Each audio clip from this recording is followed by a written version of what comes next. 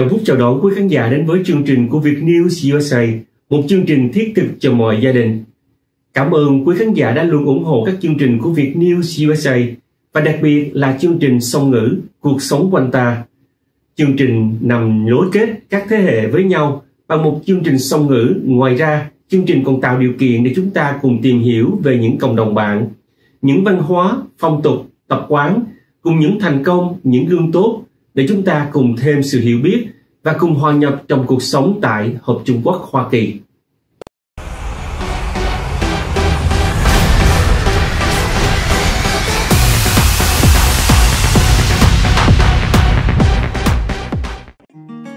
Bạn cần có cho mình một chiếc bánh cưới, bánh đính hôn, bánh sinh nhật hay chỉ là một chiếc bánh kem ngon miệng cho bữa cơm tối gia đình?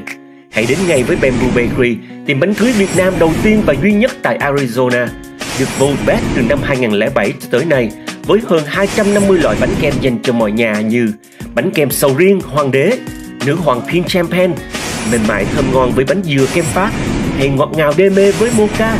Hãy gọi ngay 602 246 8061 để có cho mình và gia đình một chiếc bánh kem tuyệt đẹp và ngon tuyệt vời.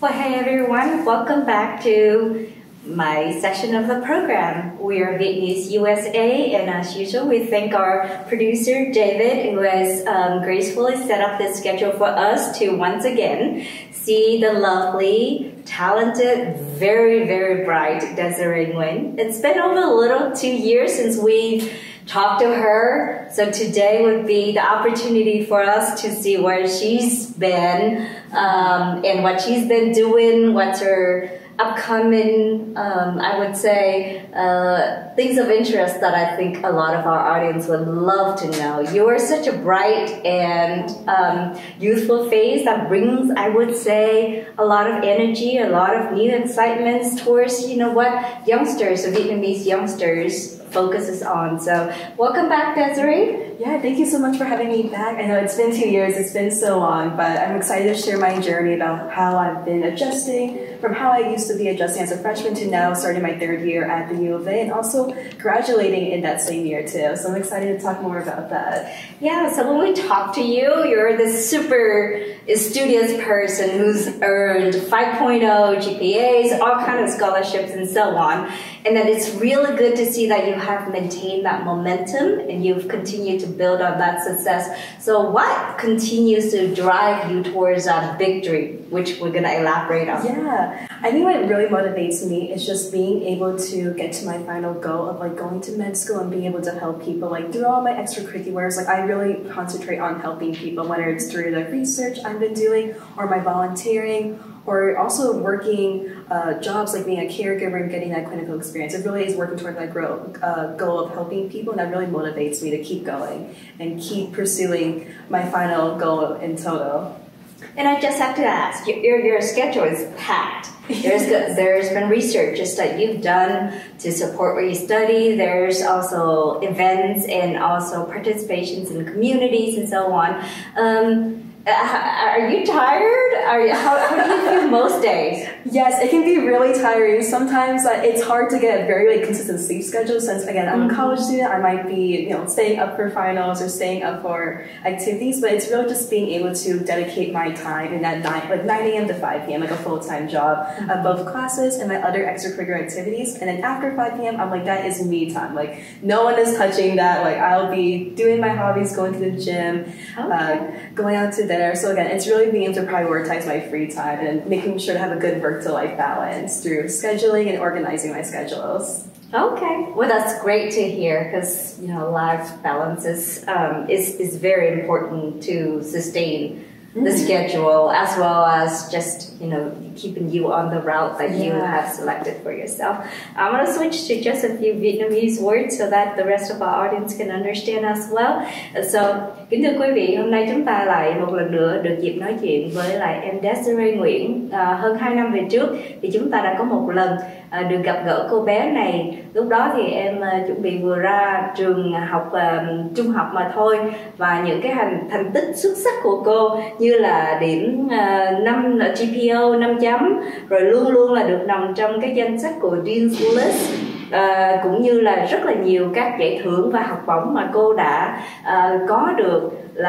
Đó là lý do tại sao mà chúng ta lần đầu tiên mà nói chuyện với cô. Ngoài ra thì cô cũng theo đuổi một cái ngành nghề là tâm lý học, thì nó rất là khác với lại những cái ngành nghề mà các con em cũng như là chúng ta theo đuổi, kính thưa quý vị. Đó là những cái lý do mà lần đầu tiên chúng ta gặp gỡ cô.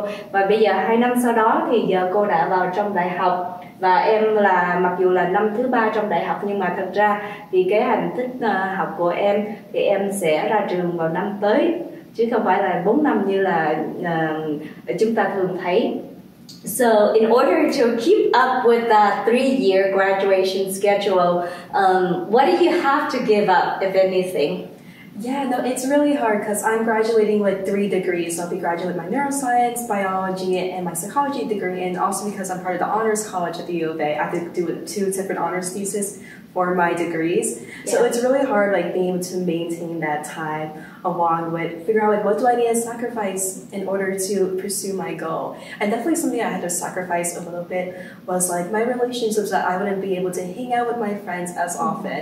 But because I'm in such a good community through the Flynn Scholarship, they all really understand, because again, like they're all very studious people with very tough goals they want to accomplish. So even though we may not be spending time with each other every single day or every single week, we still like appreciate each other's hard work and dedication. That motivates us further, even if we're not talking every day. But we still have that connection with one another. Even again, like we may not have the time to hang out with each other.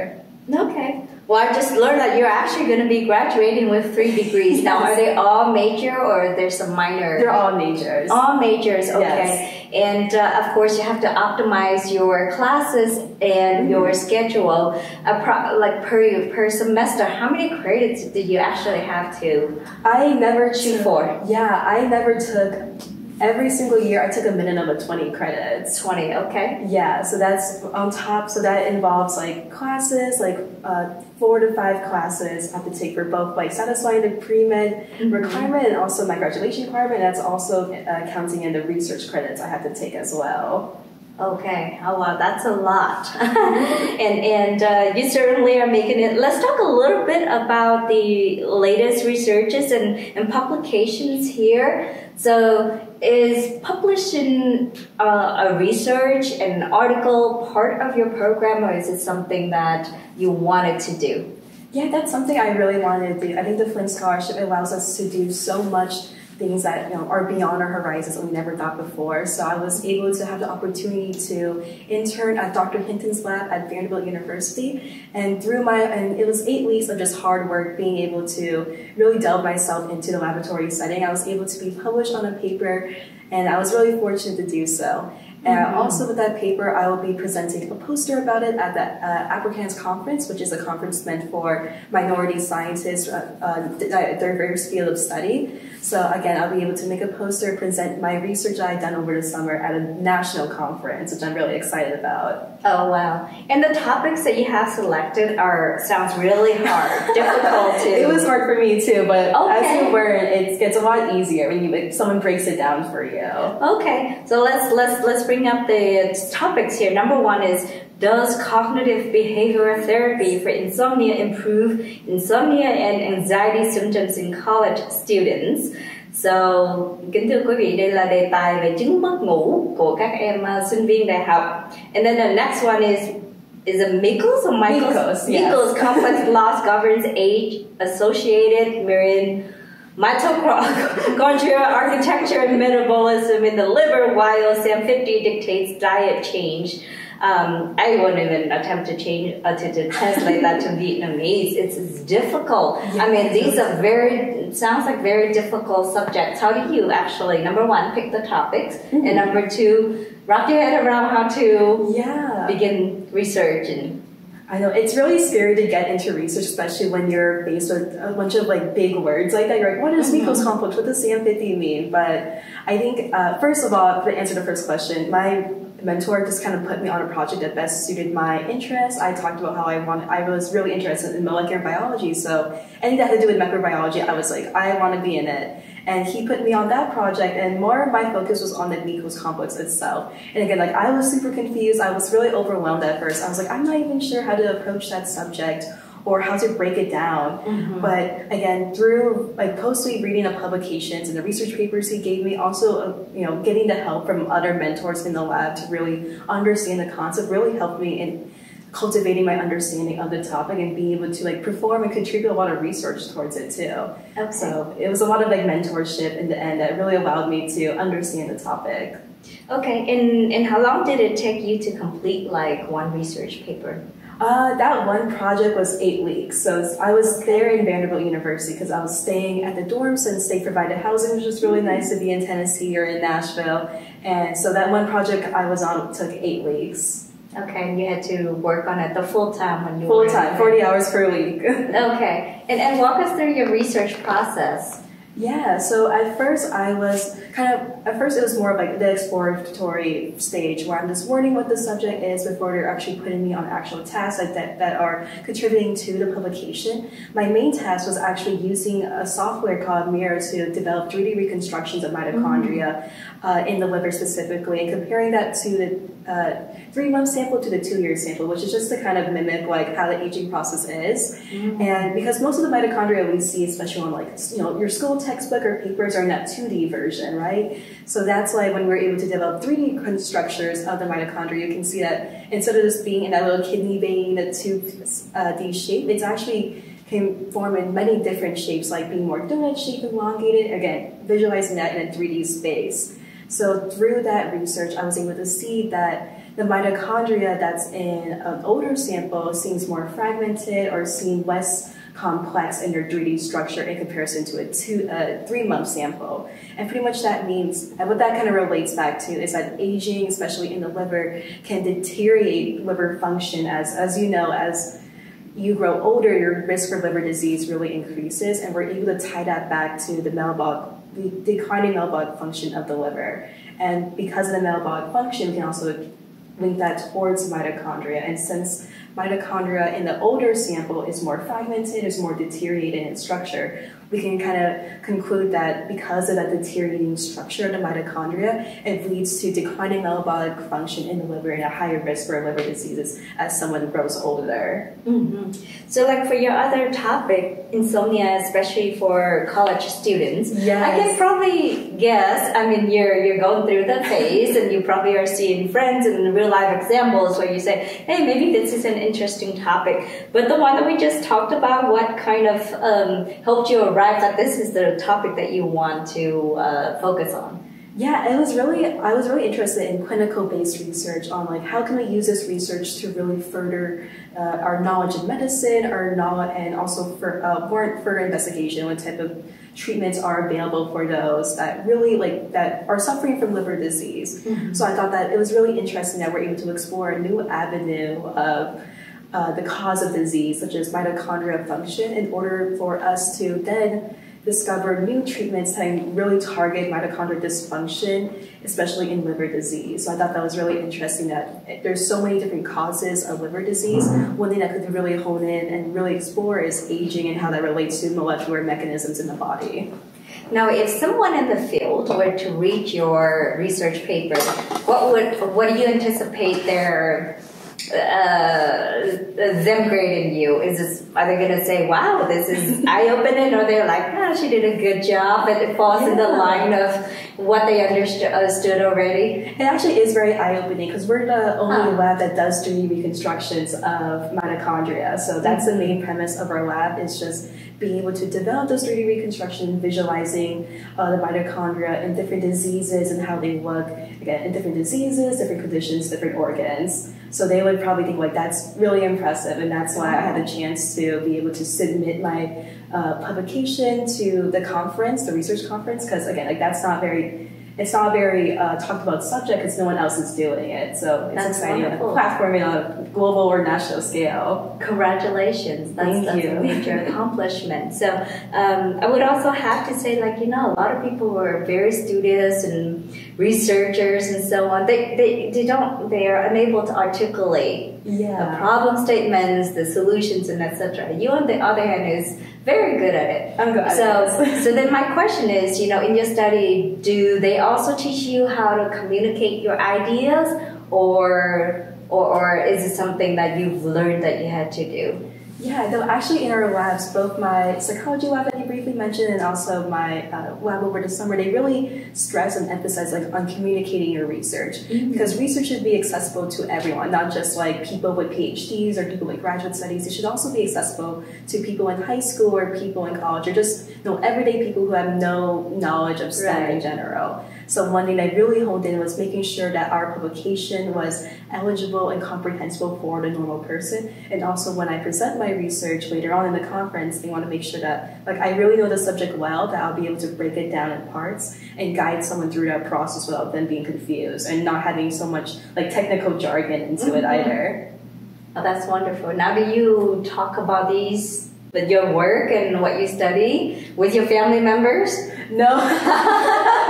My mom is probably hearing this for the first time. She's like, "Oh, you were doing that?" Okay. Yeah, but again, my family has been really supportive during these last 2 years. I'm very fortunate to have them in my corner and always supporting me, especially when things get super stressful, because again, my schedule is really busy. So it's really nice to lean on my family and just kind of taking a break from the busy schedule and rejuvenating myself before going back into it. Okay, very cool. And so you're going to graduate in the spring? Yes. Okay, with your 3 degrees. And what happens after that? I will be pursuing my master's program at the University of Arizona in molecular and cellular biology. I'm also looking at other master options abroad, such as in London, but that's more of still kind of in a process thing, but definitely being able to pursue my 1-year master's in my senior year, and then preparing to apply for med school as well. Okay.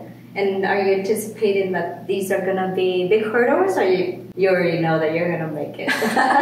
For my master's at the University of Arizona, I was really working towards that since my freshman year. So I was in very close relationships and close contacts with my molecular and cellular advisor, who is also on the committee for that master's program. So we have been super close. We've been talking for 3 years now.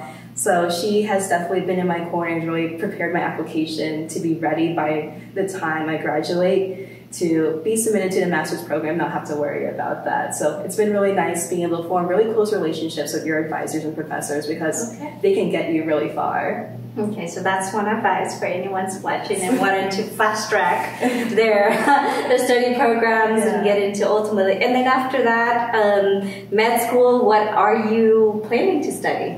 Yes, I am. So med school, it's more of they kind of just put you in the deep end of all the different types of medicine, but in your 3rd year of med school, you're able to really figure out what you want to specialize in. So all the different specialties like pediatrics, internal medicine, and so forth.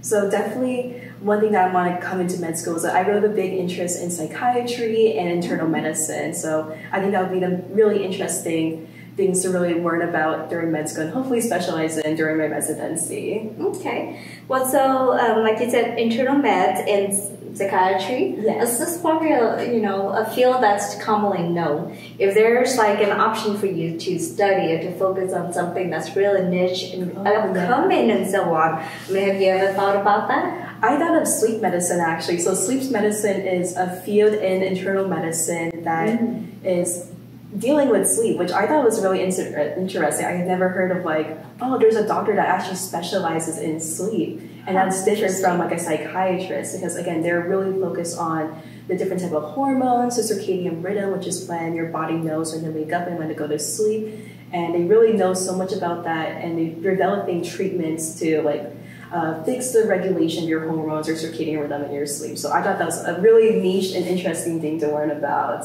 Okay. That's very good, and hopefully you have the option to focus on that, something that's niche. And then I understand you're volunteering or you're a counselor supporting a couple of different programs here in the community as part of your community service, like the Victim Crisis Counselor, Free Clinic Medical Scribe, and Triage. So where do you find time for community service? That's definitely more of a weekend thing. So I have a lot of fun being able to volunteer, so I don't see it as a commitment or like, oh, it's something I have to do. I see it as like, oh, this is a great way for me to go out to the community and also like talk to new people, engaging with different people as well. Okay. So especially those two things are especially on the weekends, especially for the free clinic. We do a free clinic. Part of the Flying Sam's community club at the University of Arizona, we have a free clinic down in Mexico that we go to every month. So again, like that doesn't take up too much time, but it's pretty much 12 hours of like driving to Mexico, performing our free medical services there, and then driving back to Tucson in the same day. So again, it can get pretty long. It's a 12-hour day, but because I have so much good friends in the club, it's really fun. Time flies by. Yeah, that sounds like a commitment, but as you said, if you have friends and you're doing good things and so on, it doesn't feel like a commitment. Yes, right? exactly. Okay, so actually cross the border into Mexico and do your community service activities and then drive back. Yeah, usually I'm the one driving, so my mom was terrified when she heard me that I was driving down to Mexico, but I would say it has helped my driving skills a lot. And it's also like really fun just to be able to talk to friends during that drive to Mexico and back to Tucson. Well, not so back to Tucson because they're probably asleep by now, and I'm the one awake to drive, but again, it's really fun to have that commitment and have that a way to engage with the community and also engage with my peers as well. So, I mean, I wouldn't be able to keep up with what you're doing with school and with community service and so on. So for the rest of us here, what kind of advice or guidance do you have for us to have, you know, kind of the same, I would say like direction, but probably not as intense as you? Yes. I think my best piece of advice is really just figure out what you want to do in life and then be able to do things that you enjoy but also contribute to their goal. So I feel like many people in college, especially in the pre-med route, are doing as much as they can. They're grabbing to every opportunity, even if they may not like it or haven't enjoyed it, and are sticking with that for 1 or 2 years before they eventually burn out because it's not something they enjoy. Right. So I think something that's really important is just finding what opportunities work best for you and also what you want to do as well. That you're not just doing because you have to put it on a resume, but you're doing it because you have a personal interest and motivation towards it. And then that opportunity will, again, show on your resume and show on your application your passion for it. And that's a lot more valuable than someone having a bunch of different random activities they don't really enjoy at all. So again, it's really just searching for what's best for you and what you enjoy. So eventually you can really blossom with it. So like you said, like, you know, people sometimes find random things to do that don't add up to the ultimate goal. For you, that seems really easy to do. Was there a method? Was there a certain ways that you had in your mind in order to structure everything to line up the way it is? Yeah.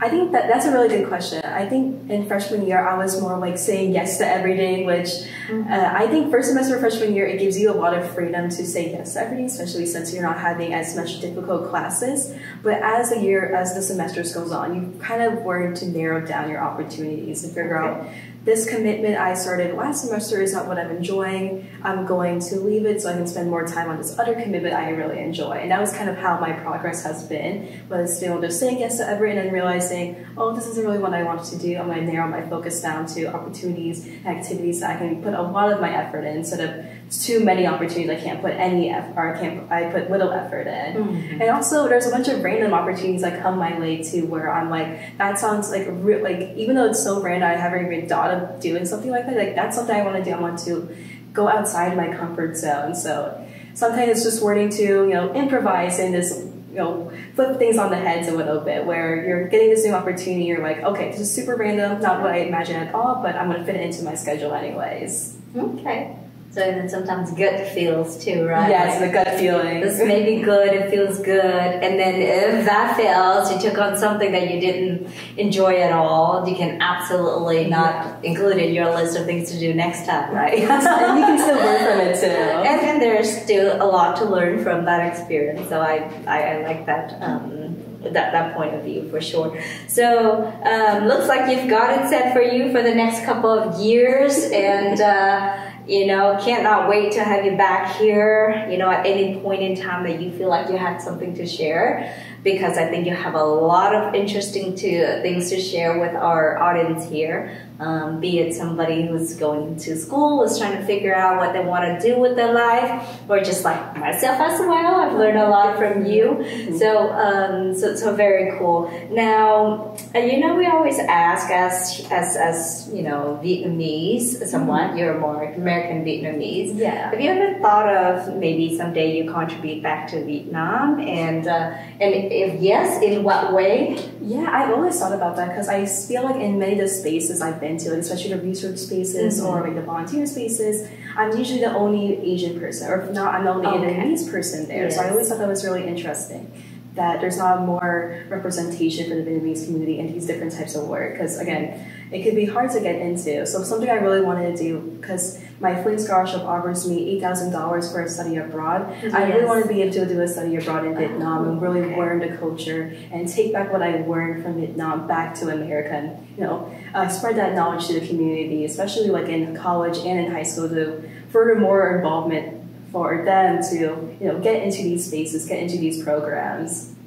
That would be excellent. I think that's a really great idea, and I'm sure a lot of research topics that you are doing now. If you want to find a little more niche, the population could be Vietnamese, because I think they face these problems, and Vietnam has their own challenges in terms of the data sample and stuff. Yeah, there's not much research that is originating or focusing on the Vietnamese community as well, which I think there should be more representation, especially like in clinical research, where Vietnamese, the problems that Vietnamese people have in their health may be different from the general population in America.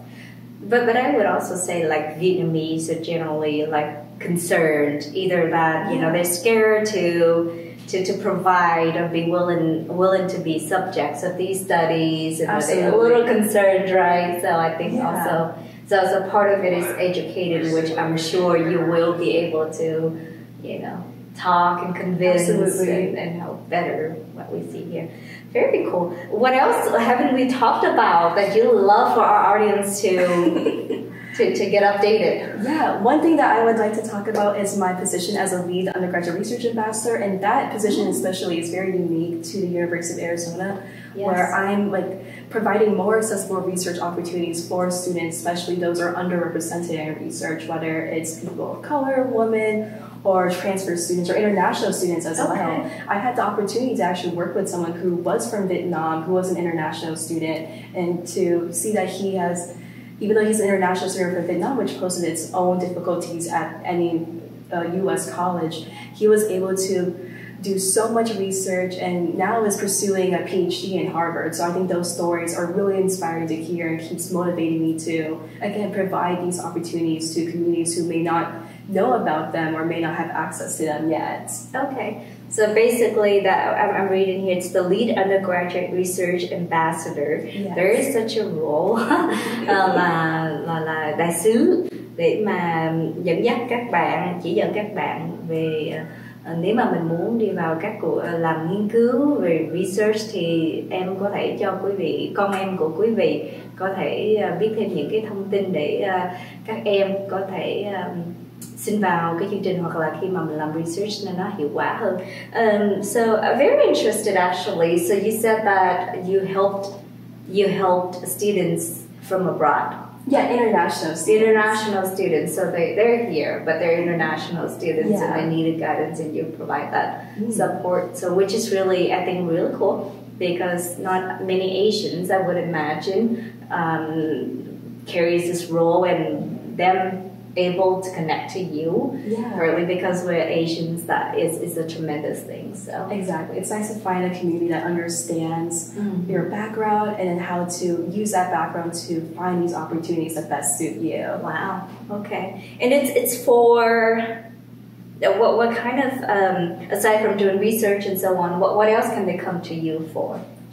They really come to me for one-on-one mentorship. I'm I've gotten into this research lab. How do I balance this with my busy schedule, especially since most of these students are very high achieving. So it can be really overwhelming to join a research lab and be like, oh, how can I manage that with classes? So not just we're just talking about like, oh, how do you find research? We're supporting them on every step of their journey in research, whether it's being able to manage their schedule, for them, encouraging them to advocate for themselves, especially if they're a minority. Like advocating for yourself is so important, especially in a research lab or research setting like that. And also just being able to uplift them through conferences and through providing like, oh, you can present your research at this conference, especially since you are underrepresented in STEM. It would be good for you to broadcast your voice in your research and show that you are here and that your voice is represented.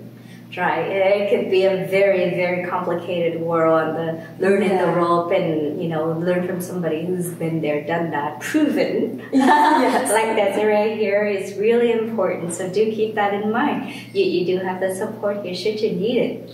Yes, absolutely. And it's really nice when people come to me for support as well. I welcome it. I'm really happy to be able to help them through that journey and just be a familiar face. And they're like, if someone like you from my community can do it, then I feel like I can do it as well. And then also telling them like everything that I wish I knew earlier, getting that advice back.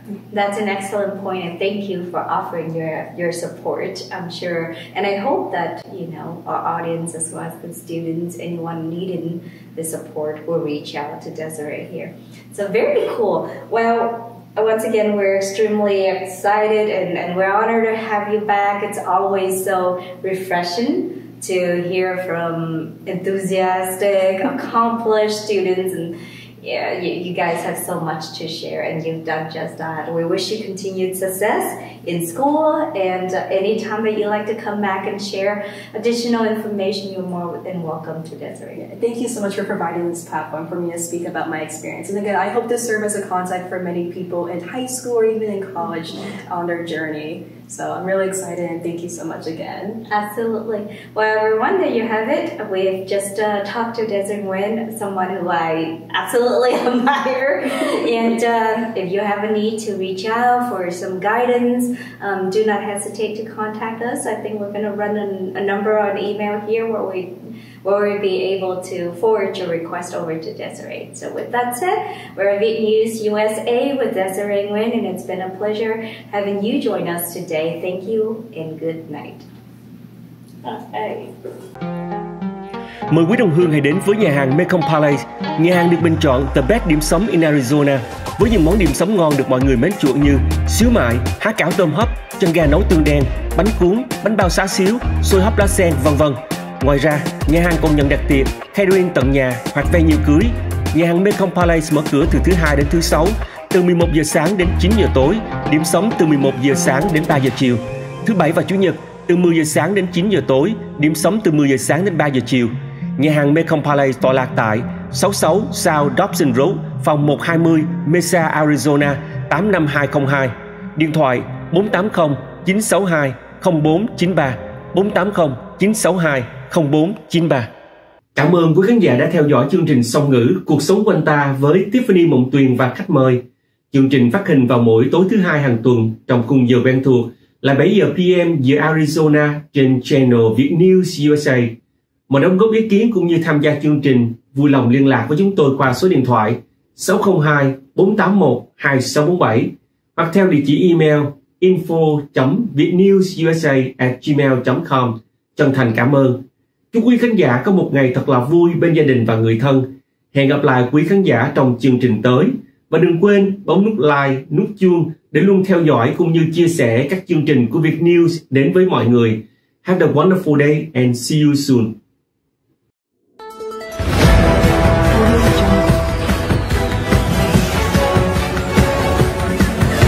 Audio